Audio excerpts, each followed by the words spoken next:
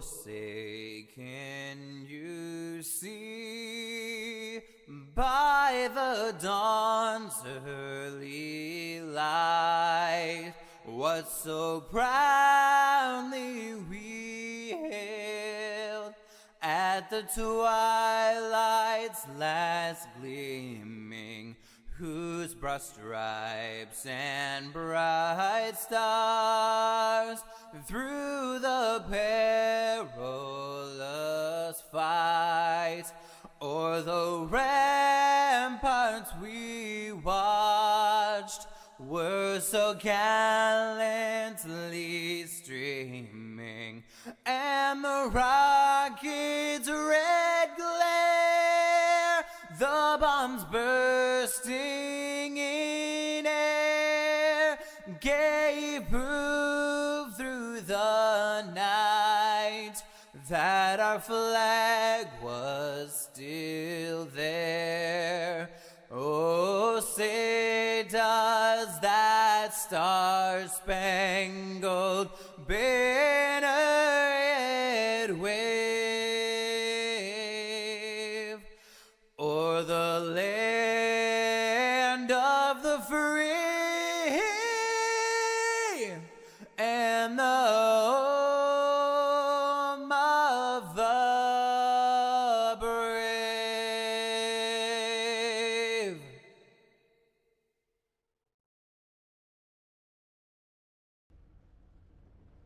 Good evening, race fans, and want to thank y'all for tuning in to the Martin Sports Tuesday Night Thunder Tour Modified Series.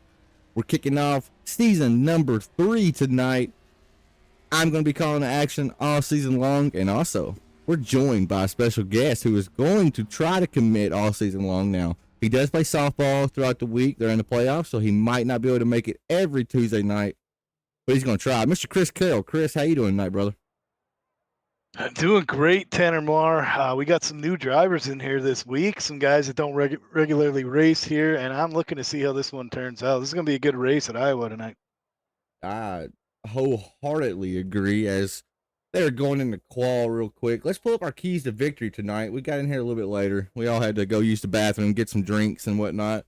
So keys to victory number 1, tires 2 or 4. I mean, that's going to be a make or break decision when you go down pit road tonight, when you go down pit road tonight.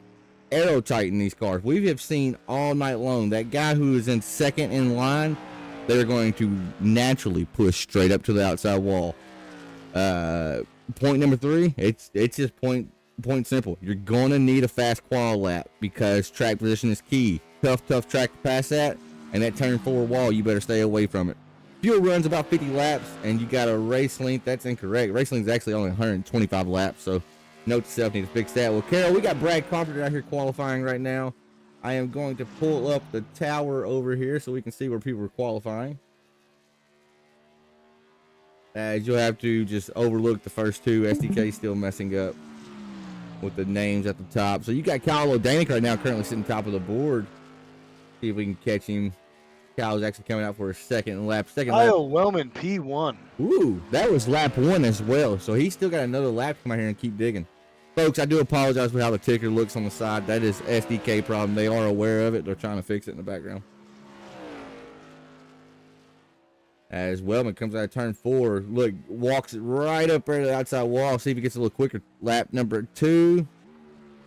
He matched his lap time, both laps. That's pretty consistent. Hey, that is moving. You run 2 laps faster than everyone else. That's a statement. Adam Thompson out here in the 71 goes P8 after his second lap. Keith Mack coming out here. A little free. This is Keith Max. He's coming to his second lap. He's on his second lap right here, Carol. Keith Mack's been a staple in this series too, Tanner. He's been here. He had some problems with his house and stuff like that, and he's back for vengeance this week. His house burnt down, and man, oh man, we made a GoFundMe for him and raised over $30,000. Wow. All I did one night was think, what if we'll create this man a GoFundMe, because that's how much he means to me, and it spread like wildfire. I mean, no pun intended, right? And I'm so happy to announce it's built. They got their house. They it's built back, and it's built to how they like it. So I'm very, very excited to announce Incredible, that. man. That's a testament to you and the racing community. You know, we It's all stick together. And we all do our thing. A lot of it, Carol, was people he knew in his family. Now the race community, they did show out, right? I mean, they raised quite a bit of money, but it also showed me what kind of person Keith Mack is. For that many people to come up and support him the way they did, it seemed like a no-brainer then. Well, I've always enjoyed racing with Keith. I've always enjoyed racing with a lot of these guys, but Keith's always a blast. He's always making jokes and having fun, and does it for the right reasons. You know, sometimes everybody gets too serious about it, and we're all in arguments about something, and Keith cracks a joke and makes everything go away. You know. Carol, you was getting a little quiet right there. It could be on my end too, though. I'm trying to work with it right here, right now. Yeah, my mic's in the right place here, Tanner. We should be good on my end. All right. Keep on talking for a minute, folks. Sorry, we are trying to fix it. We gotta. I don't know why it changes from week to week. As we see Zim just take his lap. Might be SDK. SDK is a pain. We all know that. It is definitely a pain. And still, though, Kyle Wellman, provisional pole, he is holding it down right now. That is I don't want to say shocking because that sounds derogatory, but because he is always up there in the mix, right? But I mean, he's proven that 42 car, it may have some really, really, really fast short run speed when I try to see what he can do over the long run. Before we get running, who's your pick tonight, Tanner? I'll let you pick first. And it's, let's see. I am going to pick. It's between two people, and I'm sure you guessed. I'm going O'Danick. You took my pick. That means I got to go with Brian Zimmerman. Yep, there you go. I think Zimmy. I think this is a thinking man's race tonight. I think it's going to be fuel. I think it's going to be tires. I think it's going to be a lot of things. And Zimmerman proves time and time again he thinks his way through that race and finds his way up there. So we're going to have a good race tonight. Yeah, all righty, folks. Let's get that grid rocking and rolling. So Chris Carroll picks Brian Zimmerman. I pick Kyle O'Danick. We got Kyle Wellman starting front and center with 23-112. Alex Harris going to be firing off to his outside of row number 1. Kyle O'Danick in the 21 is going to be starting inside row number 2 with Caleb B. Thompson starting P4 to his outside. Brad Carpenter rounding out the top 5 here tonight.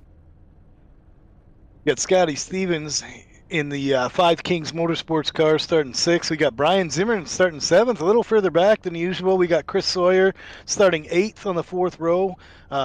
A regular, Derek Stanley, he's good in these cars, row 5 on the inside. Bradley Yo, he's back from a hiatus. He's starting 10th. We got Keith McGillivray. That's hard to say, Keith. I apologize. I'm going to butcher that at some point. Brody Mears starting 12th on row 6. For Keith Mack, I call him Keith Mack. I've known him for 3 years, and I don't know how to pronounce his last name, so don't feel bad there. But starting inside row number 7, this guy's a powerhouse, so it's very, very interesting to see Adam Thompson, the 71, starting anywhere outside the top 3. He's going to be firing off 13th with Philip Van Fleet, another powerhouse. And number 73, starting to his outside in the 14th place spot. Zach Murphy, 15th, another powerhouse. Look at all these fast guys towards the back here. Jason Bauer, 16th. Scott Bryant, 17th. Larry Belsky's in 18th. Chris Clark in 19th. Brad Hollifield making his return to Crooked Line Racing. He's going to be firing off 20th. And Mr. Anthony Rennick in the 23 going to be playing shotgun to the field here tonight, folks. Tanner, this is actually going to be an awesome race. We've got different speeds, different skill levels in different parts of the field. We got tire wear. We got tire, I don't know when you're going to take your tires. We'll call it strategy. We got fuel strategy. We got speed. We got everything here to be looking like a really good race tonight. I apologize for folks. Had to pull that up real quick. Remember, Carol, if you do see a wreck, just try to ask them who's at fault. I know, well, they're going to hear you.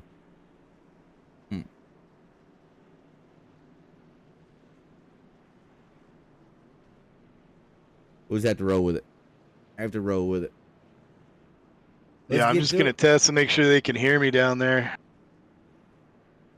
Y'all going to get a live look at race control and...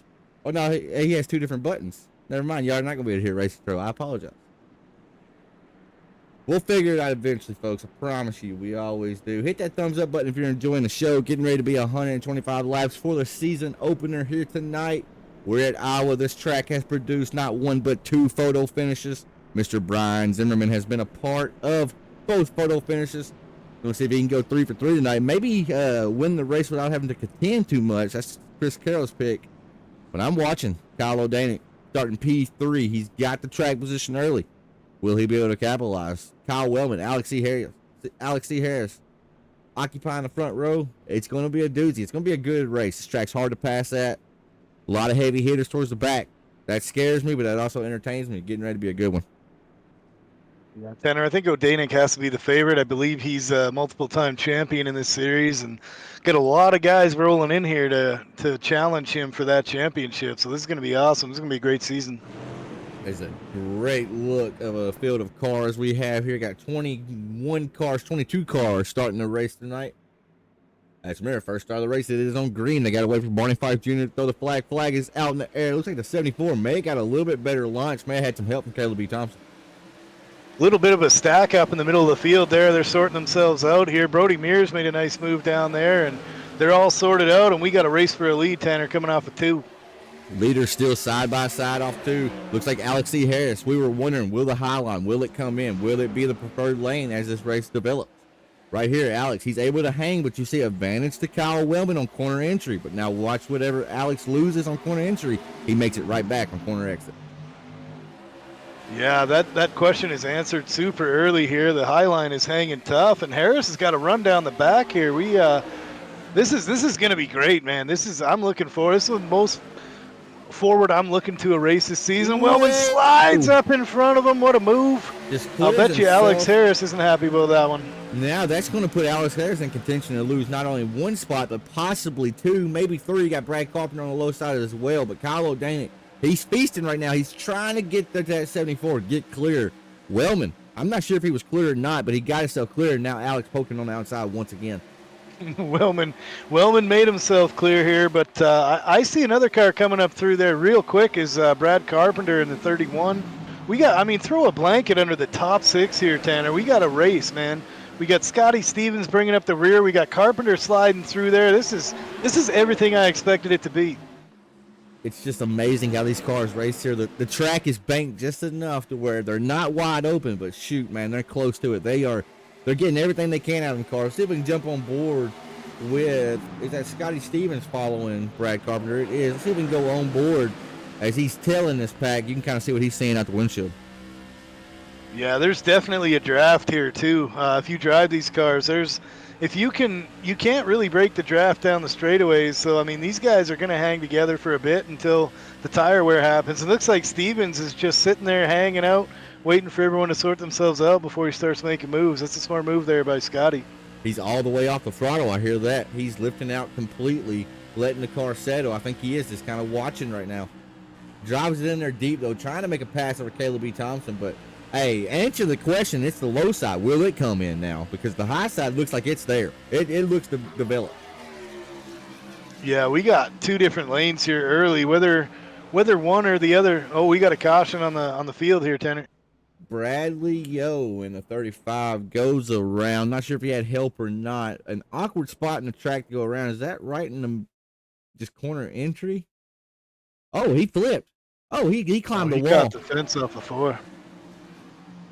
He got lucky, though. I think he lands on his wheels after flipping. So we said I think he picked up that wall. draft and got a push there. Yep. Whoever's in front of him, and these cars will do that. Remember, a key to victory was stay off the wall. Oh, who caught a piece of him there? Is that Keith? That was Chris Clark in the. Oh, it's unfortunate for Clark. See if we can. Just a victim there. Nothing more than a victim. We can ride on board. We're gonna see strategy right now. We're what, 8 laps in? We're gonna see strategy here. Man, that's a lick right there. That is a lick. As people are just now starting to go down pit road, you are right.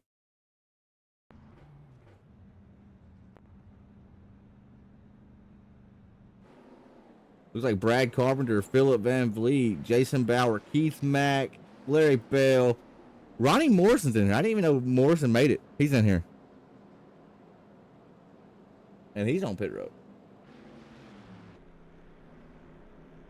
See if we can dial up old Kyle Wellman after that move right there. It was a good move, but a scary move. Maybe a little early for that, but hey, it made it work. No contact, no harm, no foul. Mr. Kyle Wildman Wellman, you're up in the booth. You got a copy?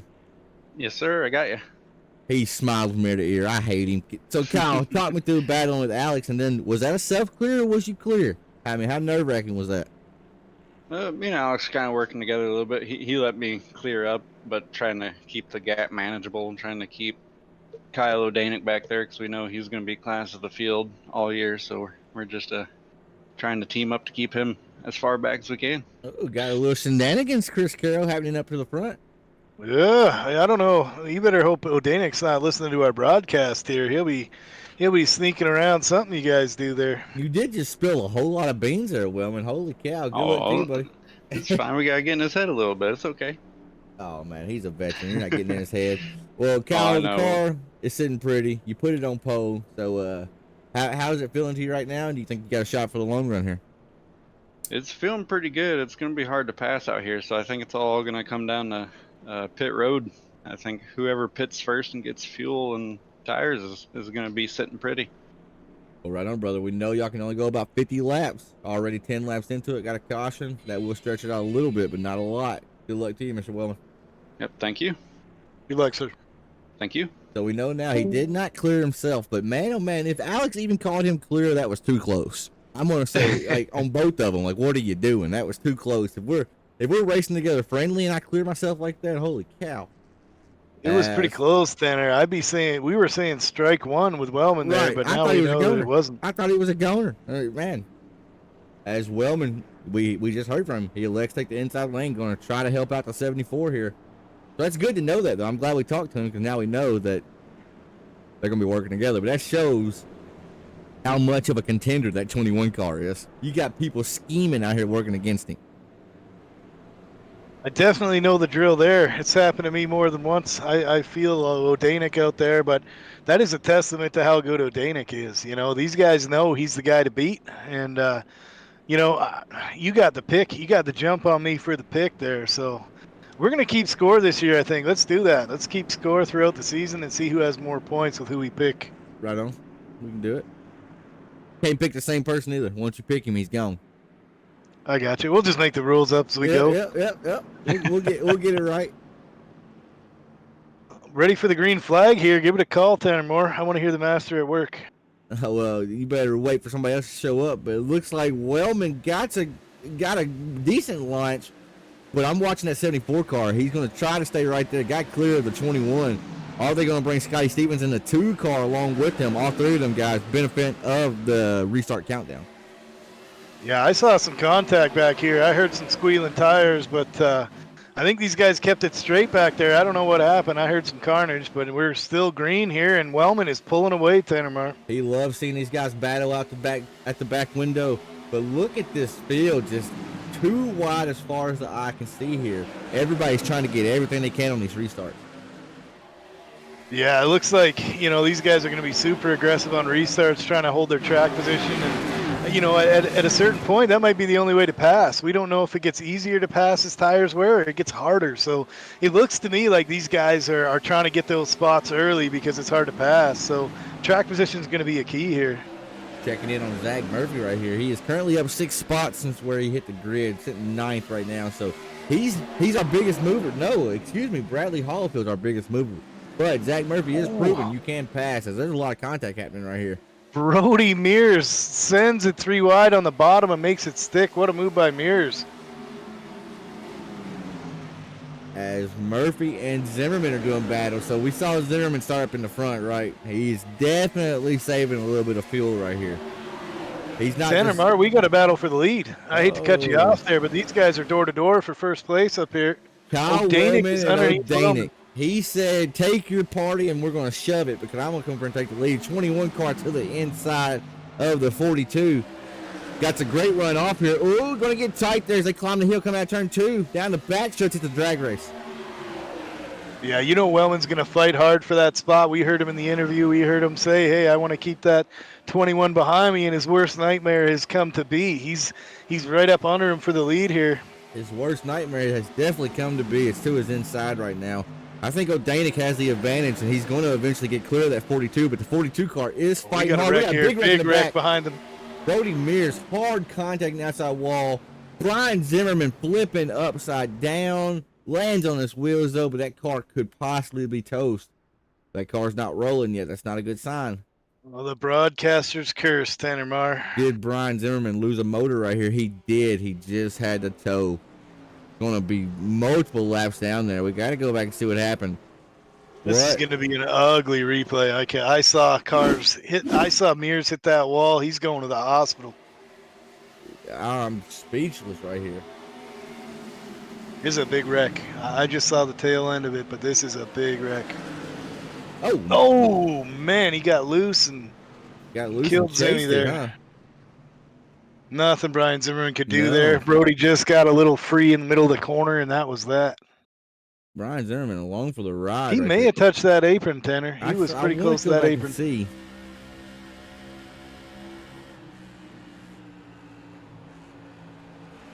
There it is. Look how fast that car grabbed, though, folks, right there. As soon as he yanked that wheel to the right, it was too late. It was too late. He did what everybody wants to do. He wants to try to save the car, but just overdid it a little bit, and nowhere for Brian Zimmerman to go. Tough break right there for a few guys. You can see from the in-car the size of those tires. It's like having 4 sprint car tires on these things, and when they do break loose and they do get out of shape, man, you have to be perfect or the grip level will do that. I mean, it's game over once you oversteer it or you understeer it. You're just along for the ride. That's Kyle Wellman, benefactor of the way that yellow came out. Going to be scored in the lead here. Kyle O'Danick's going to be probably to the outside, I would imagine here.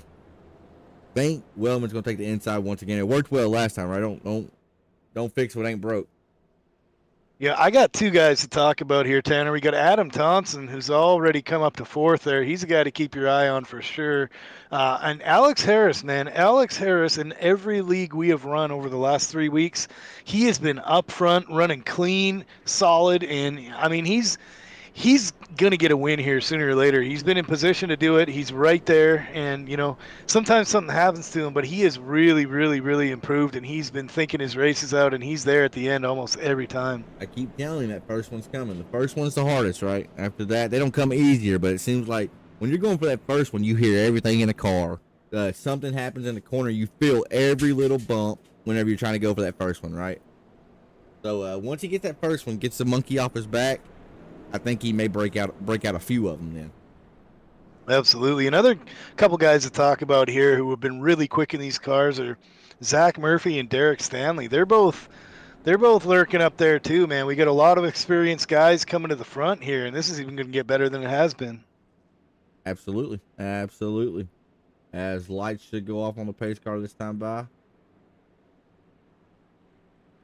It appears... Sorry, go ahead. Have y'all been doing ad faults? Y'all been remembering it? I've been doing what, sorry? The at fault cautions. Have y'all been remembering to do it? I just put that one on Mears. I got you.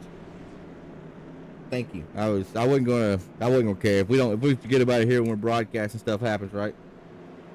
Shout out to Brandon Mettler. He's currently trying to get his car back from Knoxville, Tennessee to North Carolina. I know he's struggling with that, so he might be watching us. He's probably sitting in a hotel room with not really a whole lot to do. Hey, what better thing to do when you got nothing to do and watch CLR races on YouTube? I mean, you've been working hard on this, and you don't get credit for how much you do here. But we're going back to green here. I'll let you call it again. No, you got it. It's all you this time, brother. All right, we have the leader, O'Danick, on the top here. He's trying to beat Wellman to the throttle here. Let's see what happens. Oh, I thought Wellman was leading. Oh, Wellman's the leader. He beat him. Oh, looks like Harris missed a gear there. Did he got it straight? Did Two Harris. really experienced guys there making that work. That was pretty good to see, man. I'm sure whoever that was behind him, he's not happy, but Chris Sawyer, what a job. Credit to Chris Sawyer, man. That's experience right there. Now remember, they're trying to save fuel, so he's coasting around here in second gear, right? Did he forget to pop that car down to first gear before the restart. That's what it looked like to me. Yeah, very possible. There goes Danik again for the lead. We got a battle for the lead, Tanner. He sent it this time. You got to let the He is big dog determined. eat. You can't stop him. He's too quick. He's too fast. To the inside of Kyle Wellman right here. Going to try to make the move work this time in 3 and 4. But Wellman, he is fighting on the high side, and they are actually racing with quite a bit of room. Oh, Wellman in the fence. No, and that's going to be a big one. That one's going to be on Mr. Kyle Wellman. That one stinks. Oh, don't get hit there. Tough break for the 42 car. I still hear wrecks happening, Tanner. We got more than just that one. Goes from 0 to hero in the blink of an eye. This man wants his first. Hero to 0. Yeah, hero to 0. Oh, that's a tough one to save once you get in there. Oh, Brad got a piece. Now, there was other people. Adam Thompson, I know, had a piece of that. Went down, had to hit the inside wall. He was just at the trajectory. No, he got it slowed down. What about Alex E. Harris? Did he get in the wall? I think both the guys that got shot to the inside kept it clean. I'm not showing anybody else wrecked up front. Between the top. Yeah, I just heard some carnage behind it. I'm sure guys just backing into each other and right. Guys not being able to check up. But Wellman took responsibility for that. Right on. Now, is this a chance for Philip Van Fleet and Brian Zerman to get some laps back here? What are their strategy has really changed? These guys are all coming down here. It's time. I mean, they've used about half the tank of what they were provided. So realistically, they can make it to at least 75, 74 laps here now. So they are right there in the window for a 2-stopper now, Carol. Yeah, this is really interesting, man. We're going to have guys on different strategies every part of the race. It might come down to it. We don't know what everybody's got. Who's got a set of tires? Who's got enough fuel? Who's saving? Who's not saving? Who's burning up tire? Who's not? I mean, we have no idea at 125 how this is going to work out from here. I do want to touch base here and say Scotty Stevens, Keith Mack, and Brody Mears, and Jason Bauer. That's your top 4. They pitted. They pitted on lap 18. They pitted on the last caution. So they have enough fuel to go for a while, too. So your guys that have been leading this race, your O'Danix, Kyle Wellman, we saw him go for a wild ride. As I'm not sure, he didn't have to, surely, God, he didn't have to tow, right? That don't look like a tow job park. It don't look like how they park. I think he's getting damage fixed there. I think he's trying to save that fast repair. We know Brody Mears has definitely used his fast repair, and he's probably got, I mean, he just pitted for fuel. So if he stayed on the lead lap, this actually worked out for him pretty well. Absolutely. Absolutely. Sorry, folks. I texted message from my brother. I was having to look at it really quick. But Scotty Stevens, Keith Mack, Brody Mears, Jason Bowers, they're all Crooked Line veterans, right? They know the way the fuel is set up in these cars. We put 60% of fuel in it. You do with it what you want to do with it. You stop when you want to. They were expecting more cautions, right? And they knew the front pack had to go down the pit and they could stay out. And that's exactly what they did. It worked out to perfection for them. And now they got the all-important track position. Well, that's one thing I like about all the Crooked Line leagues you run is there's strategy built in as opposed to speed and tires and everything else. It gives a lot of guys a chance to win because you win with your brain. You don't have to win with speed. And Absolutely. it evens the playing field and it makes everybody have an equal chance to win. There's some of our races where the fast guy like Chris Carroll, they will come out on top, right? Some of the races where they shake out, but then there's other races where, like you said, there's strategy involved.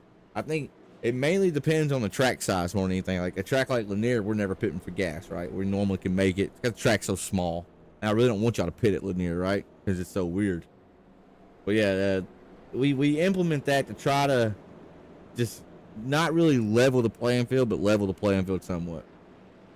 Well, I got probably 3 complaints with iRacing. I hope they fix the pit stops where they can get us what we ask for, tires every time. Let me interrupt. It is Russian roulette when you go down pit road right now, iRacing. It is pathetic that we don't know. We're scared to death to pit because there might be a glitch. Keep going.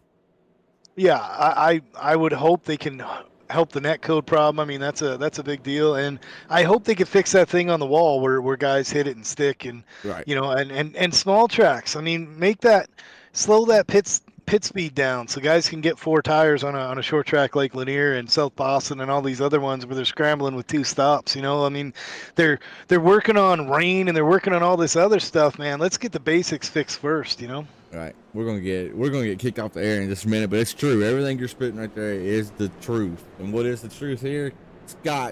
Scotty Stevens, Keith Mack, front row. But I 100% agree. I should never ever be scared to pit when I'm racing for money. And there's a lot of people that race for money on here. We do it basically once a week. We do it in here, right? It ain't big money, but it's still money at the end of the day. Sure. I mean, it bites some guys, and it's, you know, we pay for a service that's supposed to work. And it is great. It is great, right? But it is great in a lot of aspects. Right, I agree. Right, but there's a few things. It's like, man, it's annoying. We get forgotten about on the oval side. If we're being honest, we don't make as much money for them. I don't know all the logistics of that, but we got Scotty Stevens taking off for the lead here. He got a big jump, Tanner. Keith trying to tuck in, and the young guy, he's made a mistake already. He is coming for that lead. And young guy, let's call him he's the young gun. He's the kid of the group here. Brody, what is he, 15 years old, something like that, 15, 16? I think Brody's 16. I'm not sure. I'll have to ask him, but he's improved a lot on it. Absolutely. I was about to say that. And he's also a very respectful kid. He got to me one time and sent me a novel after the race to let me know he was sorry. And ever since then, I was like, dude, that kid has good character. He has a good pedigree in him, I can tell. We got a spinner. Carnage. Oh, no. Jason Bauer, I know, is going around. Oh, another car flips. Look at all There these guys is flipping. a big wreck. Melee and carnage out here tonight as Caleb B. Thompson just went for probably the wildest ride of the night. And I don't think it was with his doing. It looks like it starts with Jason Bauer. So let me wind it back where I can get on him. Yeah, I just got a call from Adam Thompson. He took responsibility for this one. Whoa, look at what just happened here, Carol. Folks, this is what we were just talking about. This is what Carol was talking about. I'll slow it down to where even Stevie Wonder could see it here. That's a problem right there. Yes, sir. That's a problem. Tanner, do we take his EOL away for that, or do we keep it? Yeah, he took it. He's got to keep it. Gotcha. He just said it might have been net code. He right. felt it. I believe. Well, he's gonna be sick whenever he looks at it back because it definitely was net code. But I mean, that's what we're playing with right now. And it's just this has just started recently. It hadn't always been like this. Yeah, they had it in a spot where it was pretty good for a while, and then in the last few weeks, I've noticed, man, anywhere and I'm close to, I get a 0x, and I'm like, wow. So we got to give each other some extra room out there now. It makes you question it in the car too, because you see it pop up on your screen, like, man, I thought I was giving him plenty of room. But then you're like, am I not giving him room? Like, what's going on? And then you look at it, you're like, oh, of course, it's netcode. But it's happening so often now. When it happens, we know in the car. We're like, oh, that was netcode, obviously. I mean, you can tell.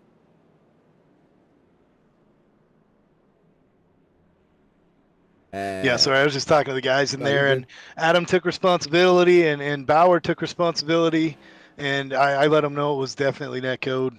Right. Adam's talking right now about the netcode, and he said it's hard to tell in the car, but he took it, so. That's a tough one. That's tough. Puts Jason Bauer a lap down. Jason Bauer was actually running in the top 5 when that transpired. Adam Thompson, he was running up in, I think, 6th place. You got him and Caleb Thompson mixed up while you said Adam was up to 4th. It was actually Caleb. So we actually have 2 Thompsons out here right now too, and that's a little confusing. Yeah, it's pretty cool. You know, Tanner, it's really good experience listening to the chat while I'm announcing on here. It's the folks at home don't know the chatter that happens in the races and all the shenanigans that happens, and it's pretty entertaining as a broadcaster listening to this as opposed to being in there and being part of it. It's really good for experience too, Tanner, going back and forth with these guys while I'm broadcasting. It's pretty neat, man. You get to hear them, so you get to really know what they're doing, what's happening out there on the track, right? I'll tell you what, I love when they start arguing if they ain't arguing to me. I just sit back, grab my popcorn, and watch till it gets out of hand. I thrive off of it, I think. Well, it's funny, these guys, in the heat of the moment, things are said sometimes, but it's funny after the race, most guys talk and everybody's squash cool it, here. and our heart rates are up, our adrenaline's running just like a real race car, you know? It sounds cliche and sounds corny, but I promise you, this Crooked Line Racing group we have out here right now, they're basically family. They're dysfunctional like family, but you cross one of these guys, and I promise you, you're going to have 5 to 6 people coming after you right then. Yeah, there is a lot of really, really talented guys in this league now. I mean, in the last 6 months, look at the talent that's come in here. We've got guys that rolled in their first time winning championships. We got guys in there winning races that weren't here 6 months ago, and you got veterans trying to fight them off. And I mean, the whole progression of this league is gotten really good and really interesting. I appreciate that, man. I'm glad to hear that. I hope the fans at home are enjoying it, right? A lot of time and effort goes into the series, right? That a lot of people will never, ever truly know. And so it's cool to hear people appreciate it, right? Well, I've always called you the Dana White of iRacing. There's nobody on iRacing that can promote a race or a series like you, and now it's starting to show up as far as I'm concerned. That's what I've seen since I've been here over the last 2 years. Right on, brother. Well, before we go any further, I got it up on the screen right now. You didn't know I was going to do this, but I want to say shout out to the man, Chris Carroll. 50 career Crooked Line wins in the league. Picked it up last night at Stafford. It was a hell of a race for a hell of a dude. Got him his 50th win. I noticed you were on 49 a few weeks back, and I told myself when you hit 50, I knew it was coming, we had to do something for you. I'm going to give you a round of applause. 50 wins, the winningest driver in Crooked Line Racing history. May not sound like a lot to y'all, but I promise you the talent is out there, like Carroll said. 50 wins, Carroll. Congratulations, brother. I don't really know what to say, Tanner, but I can tell you it gets tougher every week, man. The talent is getting deeper and deeper.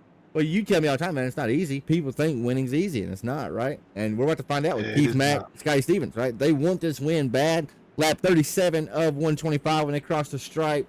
As you got a little bit of contact in the back right there. A little bit of checkup maybe on the inside lane.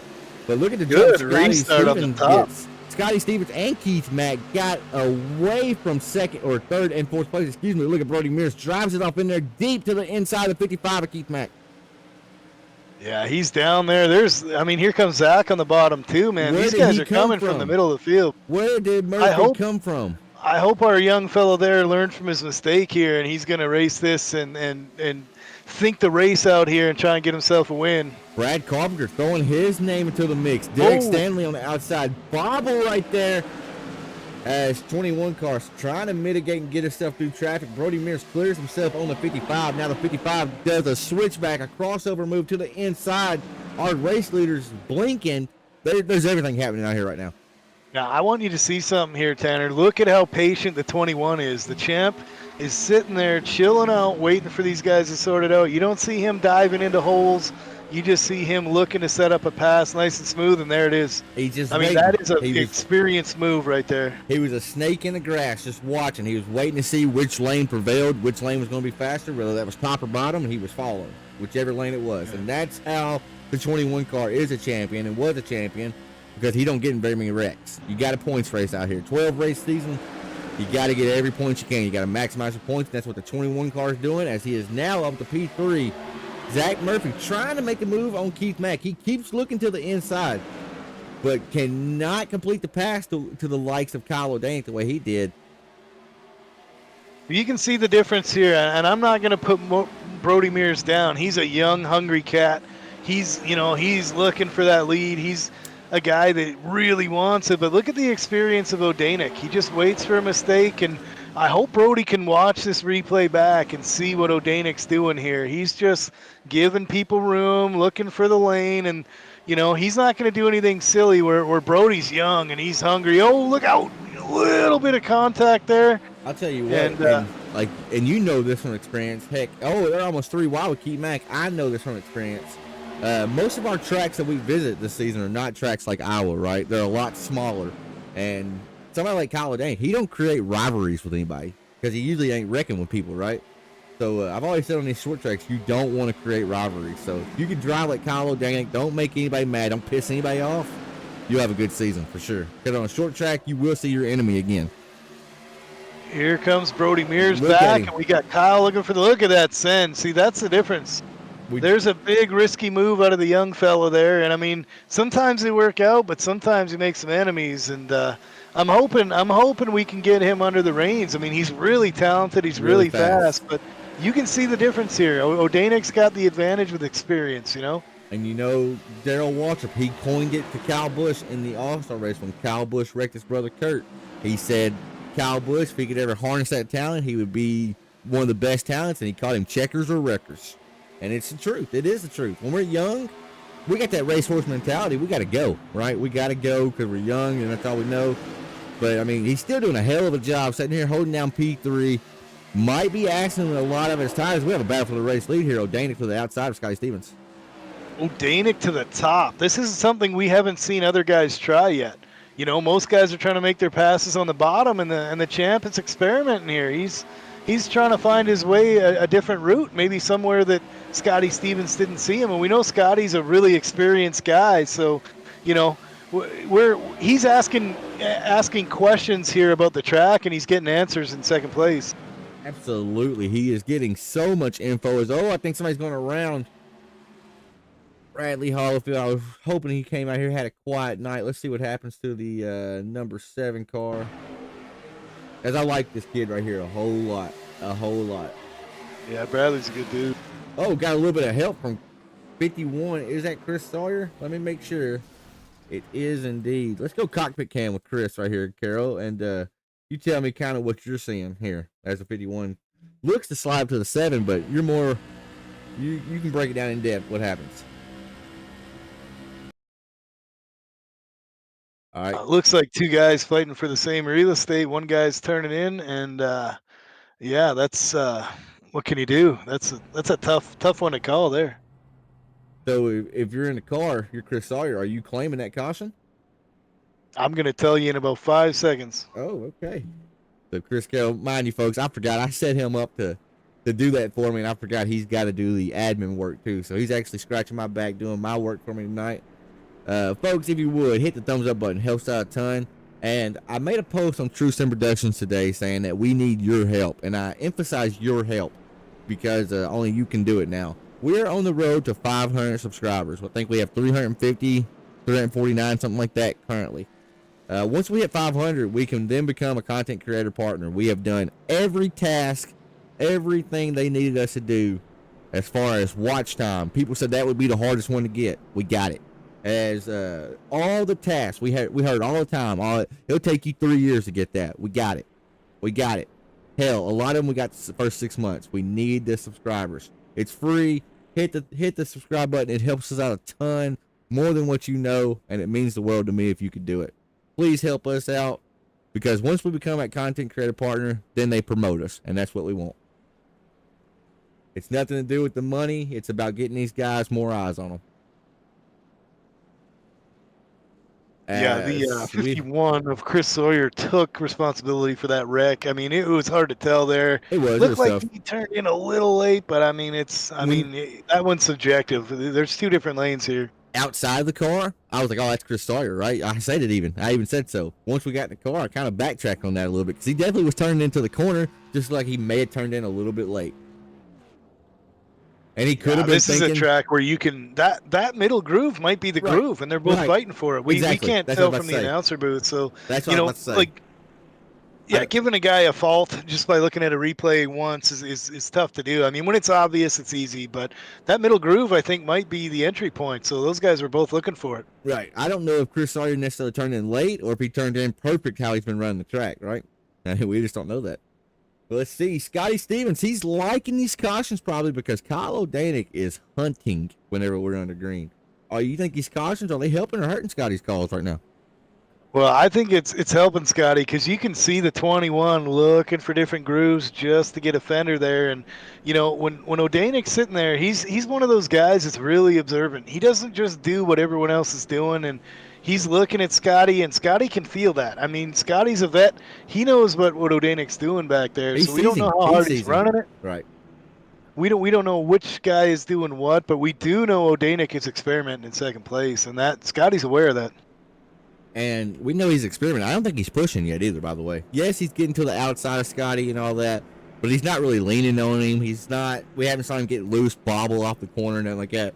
He's not hot lapping it out there right now. I think he's still kind of just racing the track, and if he gets around Scotty, cool. If he don't, cool. I think he's legit just kind of searching and trying to put some notes in the old file book for later in the race. Well, I can tell you this, Tanner Marr. I just saw Brian Zimmerman get back on the lead lap. Oh, boy. And if anyone's been taking notes, it's Brian Zimmerman. We know how he works his way through a field. And, you know, we're just a little over a third of the way through this race. And then my pick might not be out of the hole yet. Oh, no chance, because there's still a lot of fuel to come into play here, right? They can only go 50 laps green. They've had a few cautions, so majority of the field pitted on lap 25 or 18. Now, you do have people that's pit recently, like the Adam Thompsons, Derek Stanley, Larry Bell, Brian Zimmerman on back. They pitted on lap 48. But with these guys getting these cautions, that's going to stretch out their fuel mileage a little bit, right? So I'm curious to see now when the likes of Scotty Stevens, Kyle O'Danick, Zach Murphy and them boys, Brody, when they have to go down and pit for fuel. Yeah, the second half of this race, we're really going to see that play out. Who's got fuel? Who's got tires? Your top 11. I mean, top 11. this part of the race is putting yourself in a position here. You know, This is the chess game part of the race, right? They are just trying to piece together a race. looks like some tire spin on the restarts. We're putting another wrinkle into this race, man. This is an awesome race. I want to see this go green and see how this plays out for everybody. And folks, let's talk about it. These tires, Carol mentioned them earlier, they're big. You think they got a lot of contact patch. You think they're going to really grip and drive off. When you spin in these cars, if you slip a tire at all, it's essentially a four-wheel drift. I don't know why it is. These cars are very, very tough to save. Well, we saw what happened with Brody earlier, right? He tried to save it, and the car just yeeted to the right. So, wheel spin, that's going to be a hell of a storyline tonight to follow. That's 21 to the inside. When the grip is in those tires, you get a lot of grip. And when you get sideways and it hooks, it's trouble. Now, at this point in the race, Scotty. these guys are, wow. Scotty playing a dangerous game right there. Really pinching down. Let's go back and watch it one more time, Carol. I know they're racing for the lead, but look at this. Holy cow. Yeah, he's exiting pretty low there, Tanner. That's asking to get wrecked. And look, we come back. O'Danick back now to the high side. Scotty, though, hey, kudos to him. He's fighting up. Oh, gets loose there. That's going to give the 21 a big advantage. 29 looks down low. Don't take it. As the two actually recovered fairly decent from that. Looked like a pretty big bobble that turn, too. It looks as though, as these tires wear, as I was going to say, the tire grip goes away in these cars. It's the opposite. It goes away. They are a handful to drive. But it looks to me as these tires wear that top groove is coming in, and O'Danick found it up there. Look at our top two, top four. My voice has been cracked right there a little bit. Look at them. Throw a blanket over top five, as Carol said a while ago. But O'Danick, he might get clear of the two. The two's just being pesky right now, just staying right there on the rear quarter panel. And you see, Oh, Brody with a big chop there. Brad got out of it. That was close. I saw Brad jump out of the line. I did not see what happened. Is that what happened? Brody kind of. Yeah, well, Brody was clear, and Brad wanted to send it, and Brody said, "That's my lane," and Right. Brad got out of it. But I can guarantee you, knowing Brad Carpenter, that's strike one. So Right. look out, kid. I would like to classify Brad Carpenter in the hothead category with me, right? I tell you, I'm in the hothead category. I definitely say strike one to somebody every race. Every race, somebody gets strike one. Every race car drivers is what we do, but still a battle up front. Look at these two. They are legit going door to door here, Carol.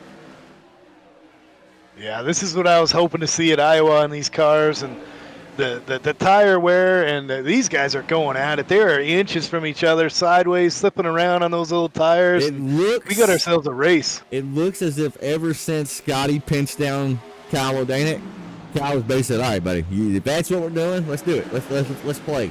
But right there gives him a lot of room, so maybe I'm just a fool. But turn 3 and 4 last lap, they were basically leaning on each other.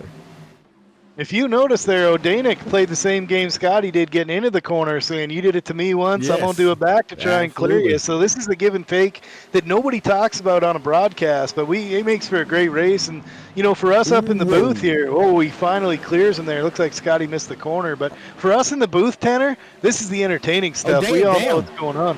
O'Danick down, off the pace. O'Danick takes the lead, pulls down the pit road. What's going on? with Kyle I'm O'Donnell. wondering if he needs fuel or if he's got a problem from that contact. We're going to find out here. Is We're he going at to see when he goes to pit road. 17X? Check the entries tab. See if he's at 17X. Surely to goodness he's not. I can't see it. Oh, here we go. Let me check. Kyle O'Danick. Sorry, folks, but this is massive. I can tell you Brody's at 16. I got to try and find Kyle here. There's Drop Kyle through. Wellman. He had a penalty, drop-through penalty. Wow, that's tough. Wow, shakes the race entirely. Something happened in all that. Yep, Scotty he's at Stevens- 20. That was a 4X. He was at 16. What a joke, because they barely even touched. That really, really, really hurts his chances because we watched him go a lap down. Zach Murphy, now your race leader out front, up 14 positions. Ronnie Morrison having a very quiet night, but up 17 spots in the number 22, trying to make a move on the 31 of Mr. Brad Carpenter. One guy I see chilling back here is Larry Bell, and he looks like he's off the pace on purpose. He's just kind of cruising around here at the back with Kyle Wellman and Bauer, and I'm wondering if these guys are maybe saving some fuel and playing a strategy we don't know. And you look right there in front of him, Brian Zimmerman. They're all in the same chat. I promise you they're all doing some calculations. Alex C. Harris as well, right there in front of him. He looks like he's pushing a little bit harder. He's right here in the back portion of the field, currently running 8th. But I think you're definitely seeing some fuel saving here. Let's jump in the cockpit of Zimmy and see. He's normally one that will be a telltale. Was not saving right there, but he does have somebody to his outside. It's kind of calmed down at the front. We got a race for 4th and 7th here, and those guys are the only 2 cars side by side. But the leaders are starting to break away a little bit here. They're starting to get some gap, and I mean, look at the kid up there. He's up to 2nd again, chasing him for the lead. I mean, he's proven to be a worthy adversary tonight in these cars, and you know, Brody's showing up tonight. I'm proud of him. Zach Murphy, though, the only guy so far that has been able to break the bubble, we'll call it, and get out on 2nd place. We've seen the draft be so heavy, so strong here tonight. It's kept the field right there on the back bumper of the 29. We're 67 laps in. You're starting to see effects of tire wear here, and people are really starting to struggle. They're slipping and sliding tonight. And Scotty Stevens has got problems. He's got a Brad Carpenter problem because Carpenter's right to his inside. Scotty went from hero to zero, as we said a while ago, as I butchered it. Scotty's got a big run at Brody coming off the corner. A little push from Brad there, helping him by. You love to see that when you're out here in the car. If you can get somebody to follow you on the straightaway, it helps. Oh, Oh, Scotty. contact. Scotty Stevens is playing football out here with these boys. All contact racing. Yeah, there's some hard racing starting at the front here. They're trying to put themselves in position to play the strategy at the end. I mean, the entire racing to this point, Tanner, is putting yourself in position to be there at the end, and these guys are fighting over it right now at the front. 3 wide, Brody Mears. Something happened to the 72. Looks like he kind of made a little contact with the wall, Carol. Let's see if we can catch it really quick. Did he make contact with the wall? Well, it looks like he overdrove it a tick. Yeah, he just overdrove it, got up in the marbles. Couldn't get the car to turn. Yeah, we all know. Oh, he's also He's coming got to pit a road. I think that 17X. would be his 20th. Another drive-through penalty. So the new rule in Crooked Line, you get 17X. What that means, if you touch somebody, you can get a 0X, a 2X, or a 4X. And once you get 17 of those, well, you're going down pit road to serve a penalty. And that's what you're seeing right here. We did that to emphasize clean racing. And we're going to get there one day, Carol, I promise you. And tonight's been a fairly good race. Look at battle for 3rd right now. Brad Carpenter, Ronnie Morrison. I've loved the side-by-side battling here tonight. It's been phenomenal. Hey, Ronnie snuck underneath the radar there, and the 31's been ripping from the back since the start. And, you know, they're locked in a battle here for 3rd, trying to get that lead. And I'm impressed with Ronnie Morrison tonight, too. He showed up. He's running the top just like O'Danick was. And that groove is coming in, man. It's underrated right now, and he's getting a big run off of there at Brad Carpenter. I don't think it's underrated, brother. I think if you want to make moves, I think you got to hit that top side. I don't think maybe midway of the pack you might be able to make passes, but we're seeing it up here, man. It's so tough to finally get clear of that guy. Brad Carpenter finally did, but it is tough to get clear. As Brody Mears back down pit road again, as kids having problems, Carol. Yeah, I can't. Maybe he missed the pit road the first time. I didn't No, he see. made it. I watched him. We But watched I'm him. wondering what this is here. I mean, that's a tough night for Brody Another after drop being in up penalty. there at the front. That's speeding on pit road or an unsafe pit exit, probably. There you go.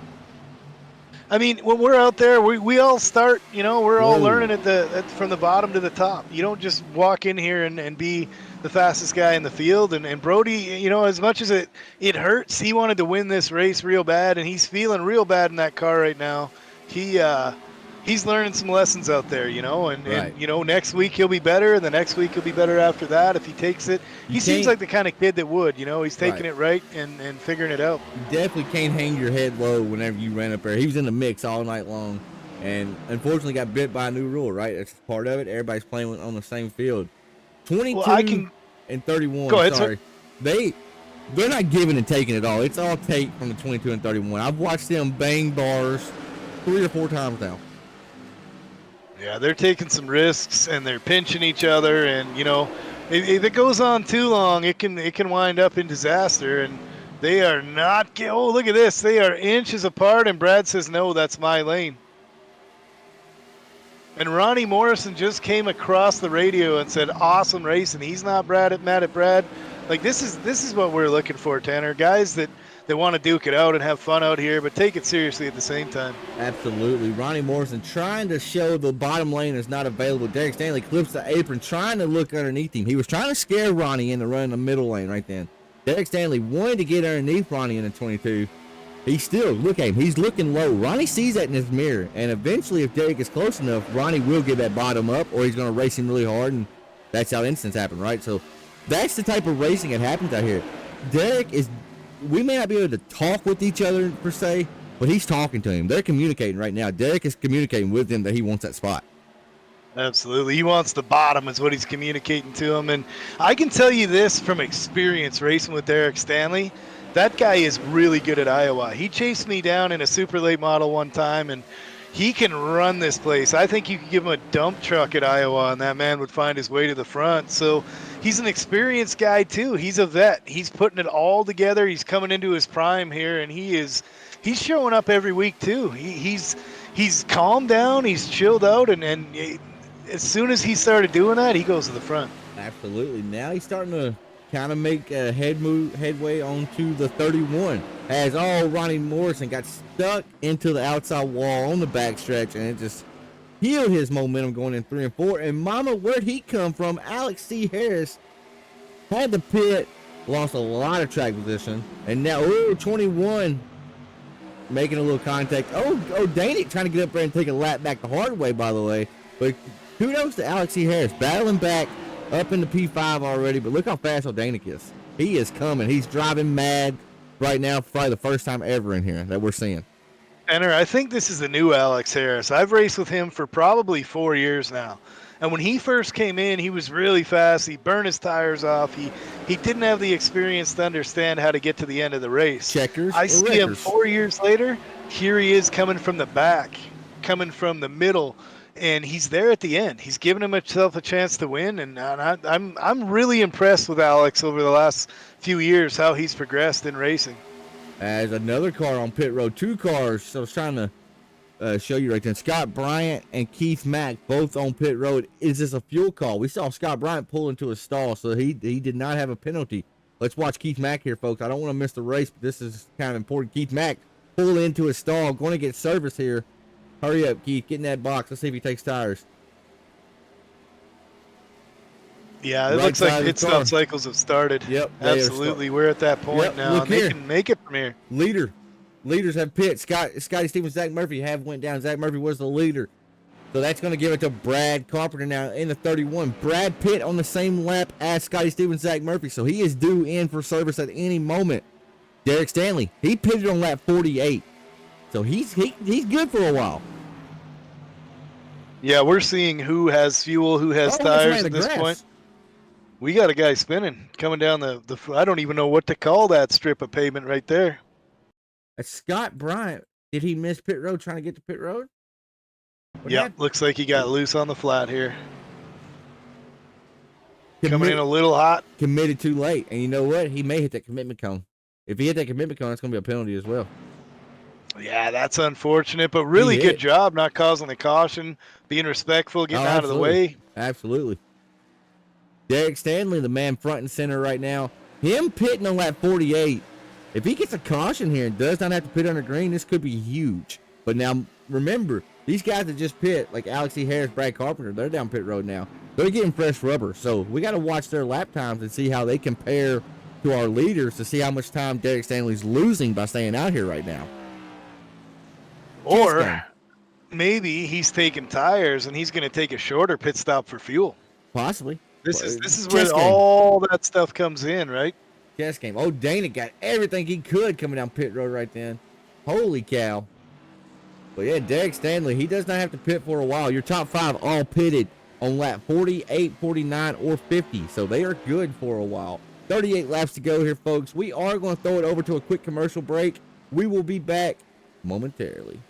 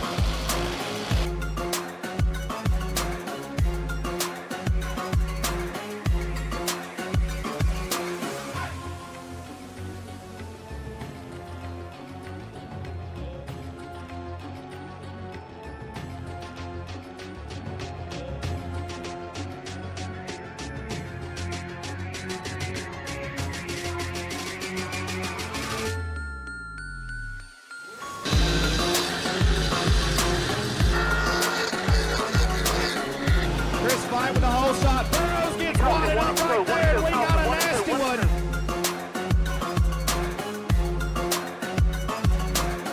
3 laps here. We're underway here at Horsepower Bar.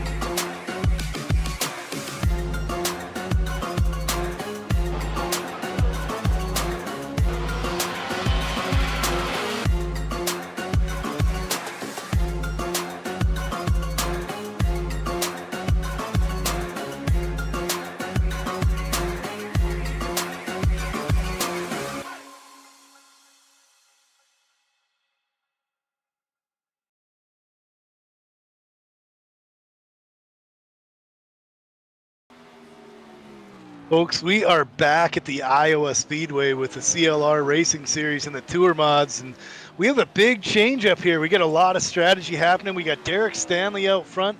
We got Brian Zimmerman in second, and we know they have to make a pit stop. We don't know when it is. The field's strung out, and all the strategy is starting to play out here. Most of the players up front have made a pit stop, and Tanner, I don't know what's going to happen here. We were discussing it in the thing. We don't know what's going to happen here. And normally we don't do that, right? Let's peek behind the curtain. Usually we're like, yeah, man, this guy probably has it whenever we go to a commercial break like that. But this time it was true story. We were like, man, I don't really know what's going to happen here. If we pull up the gap so you can see who's a lap down, 2 laps down. So Carpenter is only 1 lap down. He pitted on lap 85. The rest of the field is 2 laps down or more. That's a big gap, man. That's a big gap. Are you gaining 2 laps on somebody pitting? Yeah, I like to think I'm pretty decent with strategy out here, and I have no idea what's happening. I don't know what is gonna, when these guys pit, where they're gonna come out. And I mean, I would like to think a few guys out there that I know are good at strategy, but I don't want to say anything on here and look like a fool.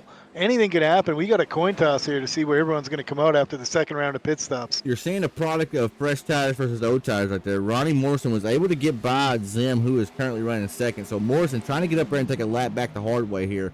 But you're seeing the difference. There is difference in tires, but it's not a extravagant difference. It's not huge, right? It took him 2 or 3 laps to finally get around Zim, and Zim's hanging right there with him now. Well, when Brian Zimmerman and Stanley have to pit here, they're only going to be taking a half a tank of fuel, and maybe they've already taken their tires and made up the speed on the back end or the front end.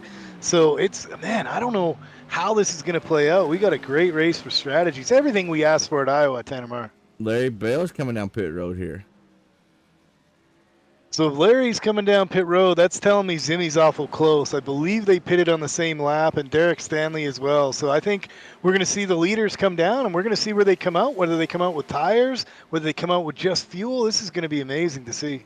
And also, something we ain't hit on, these tour mods, they are not like your NASCAR Cup Series style when it comes to taking fuel. They're not like Xfinity, not like trucks, not like ARCA. Heck, they're not even like the late models we drive on here, right? That's Derek Stanley bringing her down pit road here on lap 100. Going to see what he does. Is that going to break the... It is. Zimmy's on pit road as well. We missed him, actually. But I don't see Zimmy taking tires. I looks like just fuel to me. Just fuel. He's taking a quick pit stop. But these cars, they take forever to fuel, is what I'm saying. So it takes like 3 or 20 seconds to fill up one of these cars. That's no joke. True story. About 15 seconds, actually. So with these guys taking short fuel like that, that's really, really, really going to shake up the field. But Adam Thompson, your race leader, put the fresh tires to use. That's where the strategy comes in. It's like, what? Wow, what happened? Adam Thompson, 71. Just announced his pit coming in here. He's going to be pitting this time. And it looks like Brian Zimmerman will inherit the lead. If he can get by Derek Stanley here, going down the backstretch, he's catching Derek. Derek ain't up to speed just yet. It's going to be close. It's going to be the battle for the race lead here. It looks like Stanley has a little bit of breathing room between him and Zimmy. He does. So maybe Stanley. Stanley did. Stanley only spent 45 total seconds on pit road. Brian Zimmerman spent 48. The gap is 2 seconds. Now we gotta figure Chris Sawyer coming out in third. Has he pitted yet, man? What a great run for him. If he has not pitted, this would be great to see him run. Sawyer has pit. He's good to go. He pit on lap 100. So the way this is... Larry Bell, sorry to interrupt you. Man's running fourth. He's pit. He's good to go. Hell yeah, this is awesome. Yeah, this is what racing's all about, Tanner. We get to see, sometimes it's strategy and stuff like that wins races most times. But, I mean, look at what we've got here. We've got Stanley and Zimmerman. We know they're good to go. They're on old tires. They have an 8-second lead on Bell. We don't know what tires he has. We know Carpenter, Morrison, and those guys are on tires, and they're 10 seconds back. So can these guys keep the pace? Can Zimmerman pass Stanley? Can the guys on the newer tires run them down and chase them down for a win? We got 22 laps to find that out. As it's getting interesting here. I'm watching that gap, and he's coming. Zimmy's catching our race leader. Now, our race leader does have a little bit of draft out the back, but I don't know if that's actually helping him in this car. Now, Zimmy... He has a lap traffic right here. Bradley Hollowfield, he's going to try to probably work with. But him being side-by-side right here, that's going to hurt his cause. The gap is currently 1.6 and growing now that he's side-by-side. Holyfield is on some fresh rubber. Look at him bite through the middle of the corner there. And hopefully, look at Zimmy trying to make the draft happen here. He's trying to use Holyfield to get to the leader. Absolutely. That is a veteran move right there. Absolutely. He sees that's what he let the 7-car by. He's going to get a tug basically from him. And honestly, he's hoping third place Chris Sawyer gets there. 3 cars in the pack. That's going to be a good run for them. Now, Hollowfield's brand new. Brand new to the series is Bradley Hollowfield. But I want to shout out. Got himself 2 race wins in the tour mod. So in the official. So that's pretty cool. Shout out to Bradley Hollowfield. Brand new to the service. Just trying to log laps and get better. And get you a win. I mean, that's there's nothing better than that when you're just starting out. One thing I'm observing here, Tanner Moore, Sawyer is catching both of these guys for the lead. He's catching Brian Zimmerman, and he is catching the leader, Stanley. And this is going to get awesome here. So Chris, 18 laps to go. Chris is in that weird kind of window. He had a 17-second stop compared to Zimmy's 15, compared to Derek's 12. Did Chris take 2 tires? Because he is really cutting it right now. Like, look at him. He's able just to drive straight down to that yellow line and hold it down there. He is pushing up a little bit, but he's got to make the corner as well. Now they're side by side for P2. This is what Derek Stanley wants. But that gap from second to first, that's only down to 1.1 now. So that gap is shrinking. It's down half a second when we last talked. Now Zimmerman can use him to get to Stanley, and it'll be a 3-car race. I mean, this is where experience and smarts and race IQ come in. And man, maybe he has played his cards right. Sawyer is closing that gap in a hurry, boy. He has cut it down to half of what it is. And we got Bell. Bell has cut that lead in 3 seconds down. Carpenter's coming. It's coming down to it. He sees leader right there. Battle for the race lead. Chris Sawyer going to throw his name into the hat. Look at the power the 51 car has. Send him through tech, but also maybe to victory lane. 15 laps to go. Holy cow, what is happening? Brian Zimmerman to the inside. Derek Stanley. Stanley's off pace.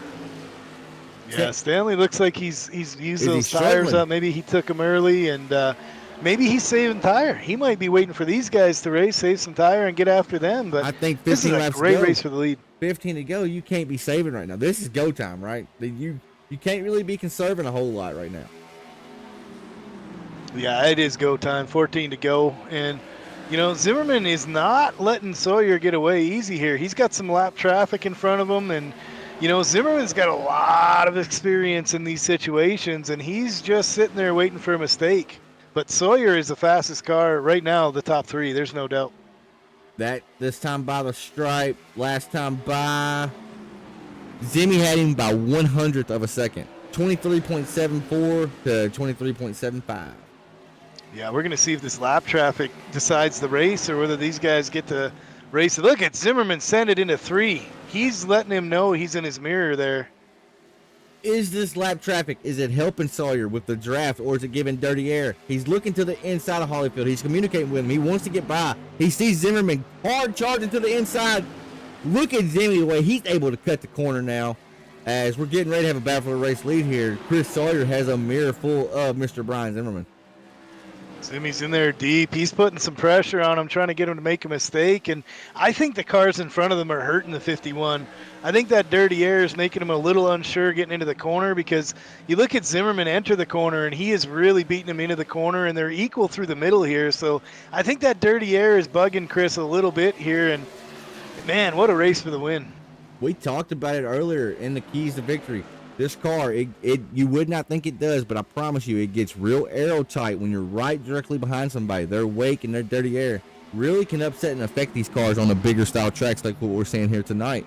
So I believe it actually is hurting him. Now, when he's got a little bit of distance between him like this, I think he's okay. He's using the draft then. Maybe to the top, looking for the lead going into 3. This may be the move of the race here. Sawyer shuts the door a little bit, but not enough. This could be the move of the race right here, Carol. Zimmy's going to have the momentum on the high side.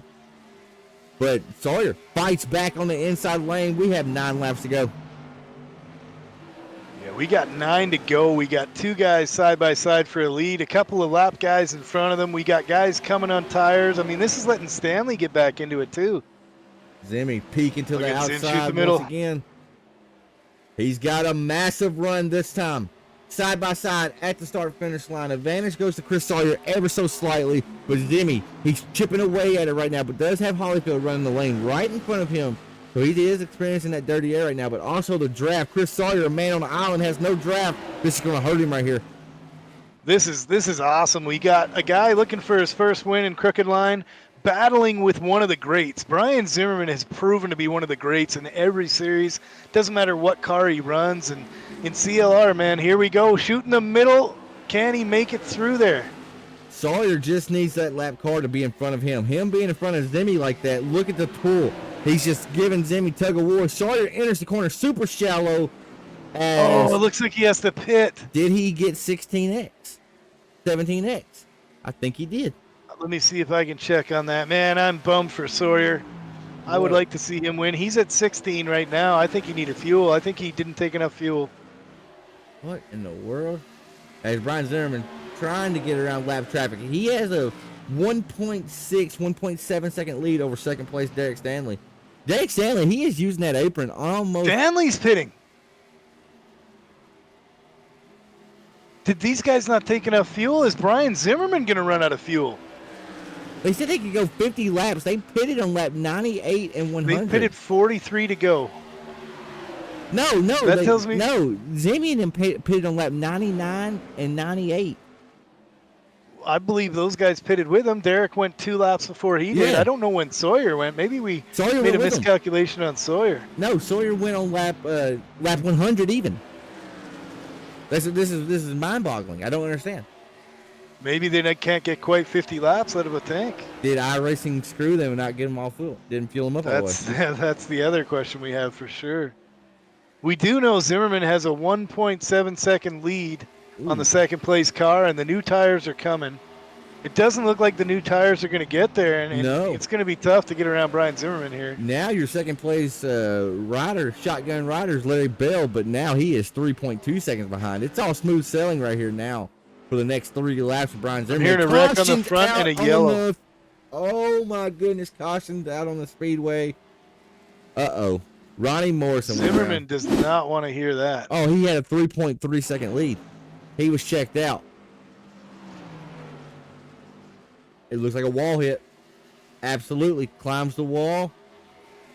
Boom goes the dynamite. Ooh. Oh, there's the stick. Oh, Did that car is that destroyed. may have expired a motor. He looks to be under power right there though. Yeah, he is good. So you don't have to tow.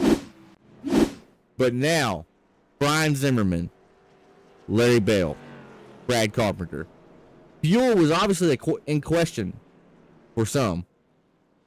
Will this caution We hurt know or Zimmerman help? and Bell can make it. We know they're good. think so. We think they can, right? We thought How? Stanley and them could too. I want to talk to Stanley. I want to figure out what happened. How about Larry Bell? Right. Where's Stanley at? Stanley and Chris Smith, they're in the same chat, or Chris Sawyer, they're in the same chat together, so maybe they did a miscalculation. Derek Stanley, you're live in the booth. Got a copy? Yeah, I got a copy. All right, brother. Elephant in the room. I got to ask it. What happened? Yeah, I miscalculated. I was about 2 laps short. No, that's heartbreaking for you and Sawyer.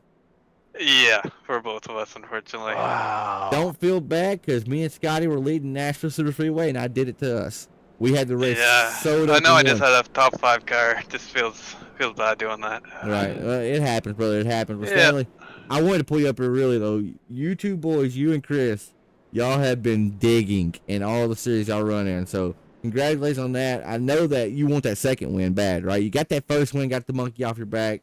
A little bit Yeah, of a it'll mistake come. tonight, but congratulations on the run, though, for tonight. I know it sucks. A little heartbreak there at the end, but don't hold your head down because you had a hell of a car all night, brother.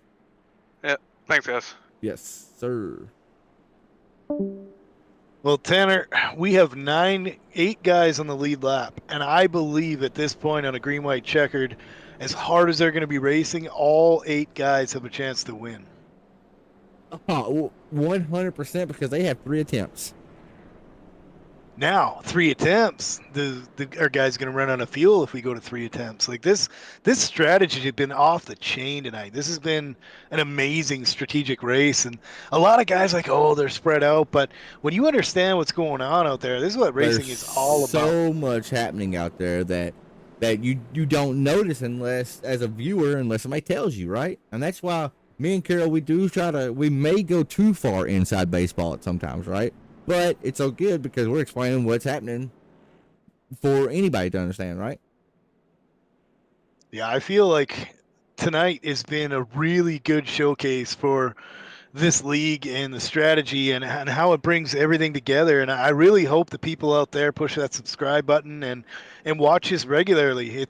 I mean, we do this 3 or 4 times a week, and we never know what's going on out there, and we never know who's going to win. There's first-time winners. There's veterans that are winning. There's new guys that stroll in and win. And, at the end of the year, it gets even crazier with the points, Tanner. As Mr. John O'Danick, I'm going to get, obviously he's related to Kyle and the number 21. He said, ridiculous penalty on the number 21, no reason. I get it. I hate it. 17X. So, I mean, it's going to bite some folks this season. On Monday nights when I race, I know we all have them races where no matter what, well, mine last night, I didn't touch anybody out the front of my car. Did not hit one person out the front side of my car. And I ended the race with 14X because of just getting hit from the rear. I mean, there's nights where you're the bug, there's nights when you're the windshield, and it sucks for Kyle though because he was. I say this like he's not every week. He was obviously super fast tonight, right? He was in contention to win. Right now, though, he's still battling for a top 10 right here. Yeah, it sucks for Kyle. That's a tough break, man. We've all been there, and Right. we're cutting down on wrecks, trying to give him more penalties, and sometimes it works the other way. And I hate that for O'Danick. He had a shot to win tonight, but on another note, look at Larry Bell in the 43. He has come from the back and raced his way up to the front, Tanner Marr. He's a guy looking for his first win in CLR, and him and Sawyer tonight have been really impressive. And I got to shout them both out. I want to touch base on that rule one more time, too, and then we're going to call this fantastic finish we're about to see. I hate when rules like that affect people that the rule wasn't even put in effect for them, right? Like, Kyle wasn't the reason why we put that rule in effect, but sadly it beat him tonight, right? And it sucks. But right here, a natural green-white checker attempt. Green flag is out. Larry Bell, Brian Zimmerman, they go toe-to-toe. Toe-to-toe. Larry Bell's going to have to try to get down right here. Will he race Brian Zimmerman here? Will he try to get Brian Zimmerman? Will he try to get that first Crooked Line Racing win? 2 laps to go. Going to be white flag when they cross the stripe, if they make it to the stripe. Looks like them boys are racing hard back here in the middle portion of the field. Brian Zimmerman out of turn number 4. White flag run in the 43 air. and the 29. Zimmerman's on old tires here, Tanner, and these guys have newer ones, and they're putting some pressure on him. Final lap here tonight for the Martin Sports Tuesday Night Thunder. Season opener, season number 10. It's been 10 great seasons. Brian Zimmerman battled for the championship last season. He's going to start off season 10 with a race win here at Iowa. Congratulations, Mr. Brian Zimmerman. Larry Bell got P2 over Zach Murphy, and look at them boys. They all fan towards the back, fighting for every spot they can. Kyle O'Danick gained a spot, got 9th there. As what a finish. That's why we do what we do here at Crooked Line. Hell of a race by the number 28. I do believe you're pick 1. I hate you. You're stupid, but good job. You're pick 1, and congratulations, Mr. Brian Zimmerman. Well, we didn't know what was going to happen tonight, Tanner. I was breathless watching the last 2 laps. I just let you call it. I was nervous. I was nervous because I didn't want them to get the wall or something, especially Larry Bell. I'll be honest. Supposed to be unbiased. I'm rooting for Belsky. But this winning moment brought to you by Mr. Bam Racing Videos. I'll say it again so it's more clear. Bam Racing Videos over on YouTube.com. You like sim racing, I like to think we have you covered here on True Sim Productions. But if you like real life, short track, grassroots racing down to its core, we're talking dirt tracks. We're talking asphalt tracks. Bam Racing Videos. Check them out. Kids blowing up. Be a part of the movement because Bam Racing Videos is moving. He's doing some stuff right now. But folks, I want to switch gears really quick if he's still in here. I want to bring up Mr. Chris Clark before we even get any other interviews going. I want to have a quick word with Chris Clark about Lucky Dog. Chris, you got a copy? Yeah, I've got you.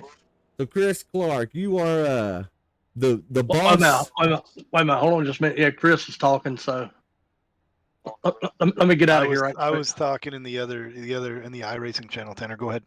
Chris Clark, you all good right, now? Yeah, I got you.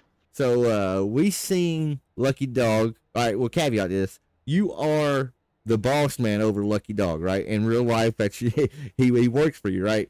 We saw him. Correct, yeah. We saw him post today. He thought he was going to race, but wasn't feeling too good or nothing. But he is wanting to come back. So he's had cancer, folks, and had to go through chemo and all that. Jeff Clark, if you would give me an update on Mr. Jeffrey Miller, old Lucky Dog. He officially got the ring, the no cancer bail. He ended up, they had to postpone his last chemo treatment that he was supposed to have because his white blood cell count and stuff was really low. He ended up having to have a couple blood transfusions and everything to try to get his white blood cell count up. They, like I said, they had put off the chemo treatment, the last one, for like 2 weeks. Right. The doctors and stuff liked what they saw and everything, so they decided just to forego his last chemo treatment. Oh, nice. So he finished up all of his radiation that he was supposed to have. Instead of 6 chemos, he had 5 chemos. They said everything shrunk down. So pretty much, I mean, he's cancer-free as it is. Right. He's still got to go for labs, and he still has to go for fluids and stuff every week. Just check that stuff, basically, though, right? Just kind of touching base with him. Right now, he still has his feeding tube in. He can't eat or nothing like that, so he's still having to take insures and stuff directly into the stomach. About 2 weeks ago, whenever they couldn't do the chemo treatment, he ended up having to have another surgery done. Had to have his feeding tube removed because it got stopped up. He had to have a new feeding tube put in because he couldn't feed himself. All right, we're getting graphic now, Chris. That was graphic. Yeah.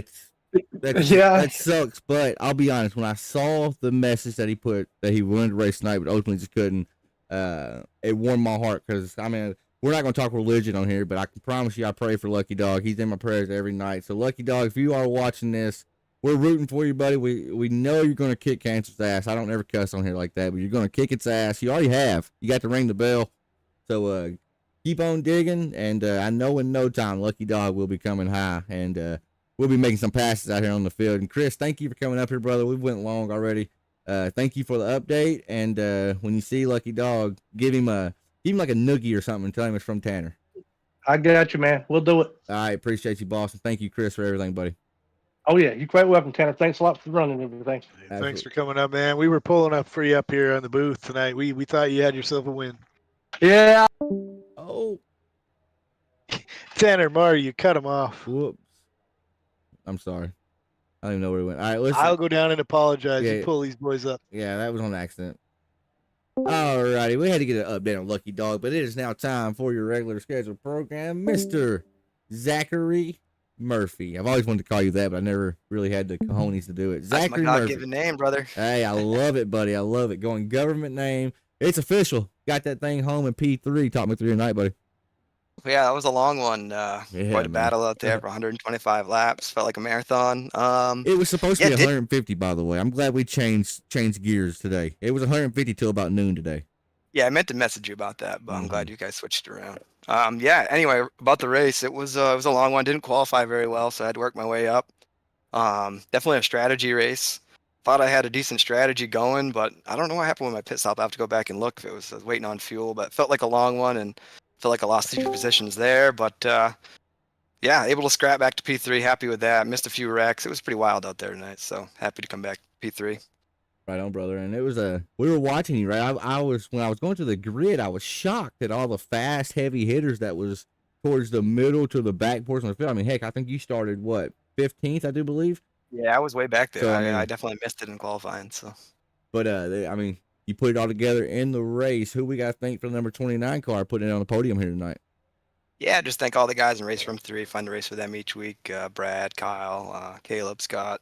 You guys over at CLR, fun league to come race on every night, Monday, Tuesday, Wednesday, and sounds like Thursdays potentially. So looking forward to that. And all you guys at True Sim Productions as well, man. Appreciate it, all that you guys do. Absolutely. Well, thank you for that, Zach. We appreciate it. As long as y'all keep coming, they're going to keep on running. So thank you, buddy, and congratulations on your P3. All right, man. We'll catch you tomorrow night, hopefully. Later, buddy. Bye. All righty, folks. That was our P3 finisher. I believe you give him a few more laps off that restart, you may be switching that up. He could have been the winner, right? Zach Murphy had pure speed out here tonight. But now we're joined by Mr. Belsky, and I'm going to take this one because I love the guy, right? I know he's your best friend in real life, but I'm taking over this one. Mr. Larry Belsky, do you have a copy? I do, sir. We get to hear his voice on broadcast.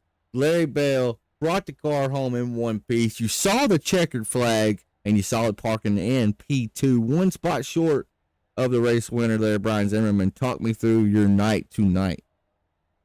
I think mostly for me it was just pit strategy. I was in the back early. I screwed up my qualifying and started in the back, and I just kept topping up on those early cautions, which allowed me to go deep into the run. I think I finally pitted on like lap 98 or something. 98.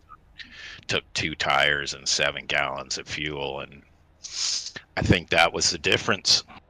So we saw Derek Stanley, Chris Sawyer, both running second, third, second, and fourth. They both miscalculated fuel by 2 laps. I want to talk to you about the tires because the way the race was shaking out, it was hard to really focus on pit road to see who was doing what as far as tires. Could you physically tell a difference whenever you did put the 2 tires on the modified? Yeah, it was definitely quicker on 2 tires. I mean, my tires weren't horrible. When I pitted, my tires were 79, 79 on the right side. So, I mean, they weren't terrible after 100 laps, but you could definitely feel the car handling was quicker on 2 tires. Right on. Well, Larry Bell, hell of a night, brother. Super pumped to see you get on the podium. Really wish you would have wrecked Brian Zimmerman. I love me some Brian Zimmerman too, but I wanted to see that 43 car park that thing in victory lane. You came up on the podium, hell of a night. Who we got thank for the 43 car? First and foremost, I want to thank CLR for giving us a great place to race. I want to thank Martin Sports for coming on as a series sponsor. My God. And I want to thank my wife for never giving me a hard time. And she's always sitting here waiting for me to finish racing to have dinner. So got to thank her for sure. Hey, that's the real MVP right then of the group. Good job tonight, Larry Belsky. Got you a podium, and you're always my dinner buddy. Whenever we get off, we know we're both going to eat dinner. So go enjoy that dinner and celebrate that P2 finish night, bro. Hey, Tanner, I got a question.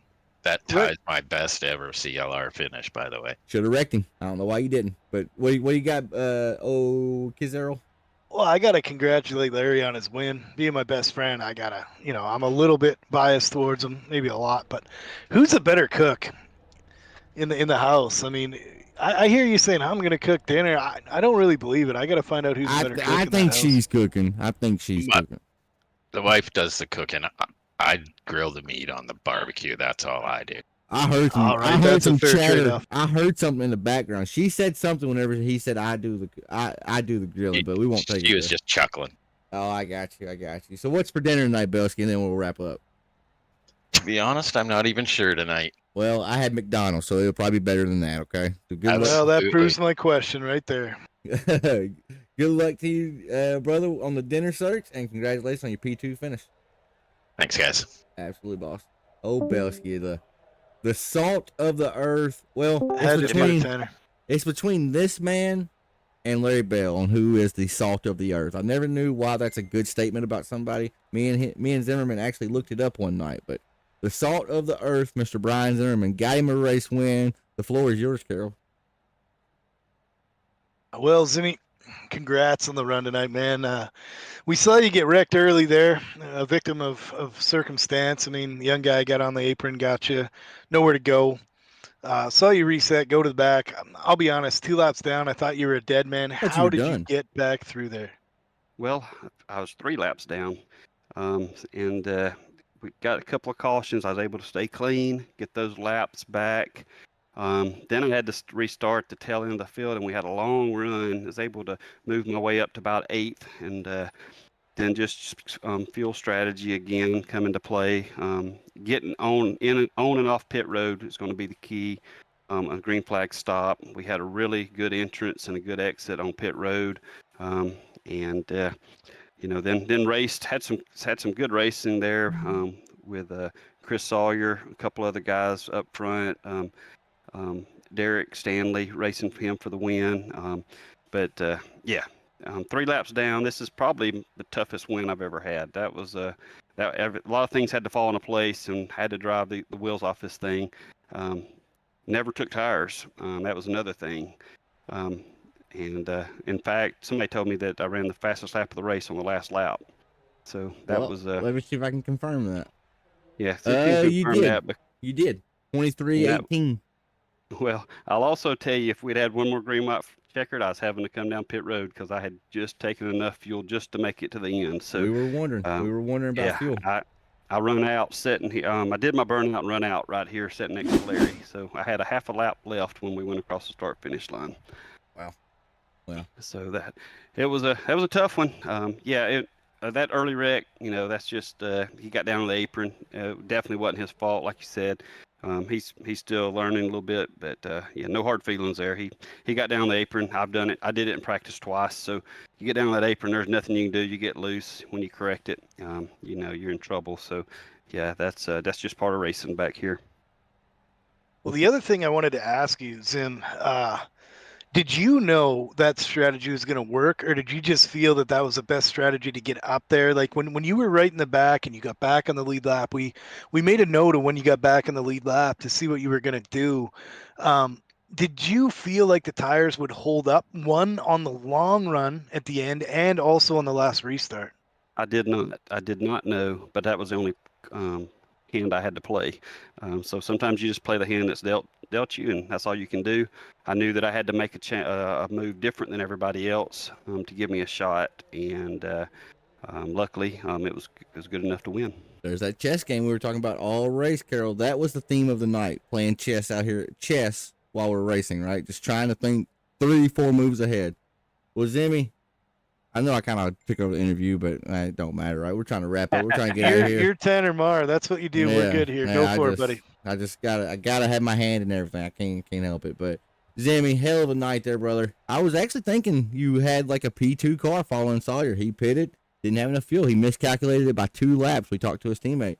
So, hell of a night there. You were chasing him down. It was going to be a hell of a finish. It still was a hell of a finish. You got home, brought home the race win, was in contention for the championship last season. Starting off season 10 with a bang. Who we got to thank for number 28? I would like to thank Martin Sports for coming on board this season and sponsoring our league here. We appreciate what they've done coming on board. So you guys check out Martin Sports. Thank you and Carol in the booth. Y'all sacrificing race time to put on a good product, and we sure do appreciate that as a league. I'd like to thank my brother-in-law, Andrew. I know he's back watching with my sister Samantha and nephew Brody. Of course, my wife Amanda lets me do all this racing online, so we sure do appreciate that. But just thank for all you do, Tanner, for the league. We sure do appreciate it. All right on, buddy. I appreciate that. And, yeah, get down there and celebrate your race win, brother. Thanks, man. We'll catch y'all tomorrow night. Later, brother. We'll be here. All righty, Carol. Let's go through the race results really quick, and then we're going to close up shop. But Mr. Brian Zimmerman, P1. Larry Bell, Zach Murphy, that's your podium. Keith Mack, a very, very, very strong performance. Brought it home P4. Brad Carpenter, 5th. Chris Clarkson, 6th. Alex E. Harris, 7th. Adam Thompson's 8th. Kyle O'Danick, unfortunately got bit by the new rule. Had to go down for an unscheduled pit stop or a drive-through penalty. But fought back, got 9th. And Derek Stanley, we heard from him. He said they just simply miscalculated fuel by 2 laps. That's your top 10. Carol, any closing thoughts before we head on out of here? Well, buddy, I got to say, I know how hard you work on this series and how hard we're trying to steer these guys into racing clean and smart and showing respect out there. And, you know, this league has come a long way in the last 6 months. And I thought we saw an entire showcase of what this league was about tonight. We saw guys with problems that had a chance to win. We had heartbreak. We had all kinds of stuff going on out there. And, you know, in the end, we saw different strategies. Nobody knew what was going to happen. It was a super exciting race for the fans, super exciting race for us. And I think this is what this represents. This league represents what we saw tonight. And that's, you know, it's a product that you've worked so hard on, and kudos to you for putting that out there, man. This is a great race. This is my most favorite broadcast ever. So many guys had a chance to win, and it was great to call. I'll be honest, y'all are making my head big. There's so many people thank me tonight, and I appreciate that. I mean, that we don't do it for that. We do it to give everybody a platform, and I enjoy racing myself, right? So, selfishly, I kind of do it for myself. I do it for y'all. I do it for everybody, right? And it's fun. And got a lot of help out here, too. A lot of admins put in their time. Heck, you called the race for me tonight for free. Neither one of us made a buck doing this. And you also did race admin all for free. So we appreciate that as well. Thank you for that. And, man, you hit the nail on the head. Iowa, one hell of a night. We'll be back tomorrow night. We are going to Concord in the Bad Company Racing Late Model Stock Series. They're firing up Season 3. Don't miss a second of the action. We'll be going live at 8 p.m. Central, 9 p.m. Eastern tomorrow night. It should be myself and Wellman up in the booth. So Chris Carroll's going to be out on track if he's racing, if he's able. And Kyle Wellman going to take Chris Carroll's spot for tomorrow. I want to thank y'all, as always, for tuning in. Chris Carroll, thank you for joining me up here in the booth. And until next time, folks, we'll see ya. Got something different there, huh? Mike's still Tanner. live. All right, Mike.